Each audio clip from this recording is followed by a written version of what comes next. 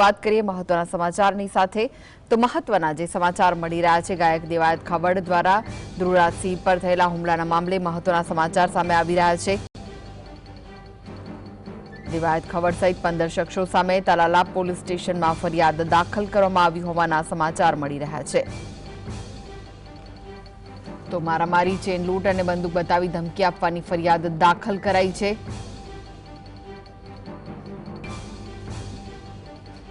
ગાયક દેવાયત ખવડ સહિત 15 શખ્સો સામે તલાલા પોલીસ સ્ટેશનમાં ફરિયાદ દાખલ કરાઈ છે।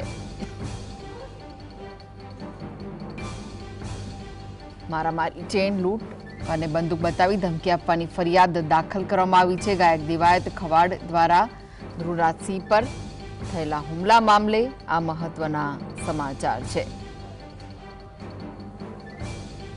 તો આ વિશે વધુ માહિતી માટે જોડાઈ ગયા છે સંવાદદાતા દીક્ષિત। ફરિયાદ દાખલ થઈ છે, શું વિગત છે? જણાવી દઉં કે ગઈકાલે ગીર સોમનાથ જિલ્લાના તાલાળા તાલુકાના ચિત્રોડ ગામે લોક સાહિત્યકાર દેવાયત ખવડ અને અન્ય કાર સામસામે અથડાઈ હતી।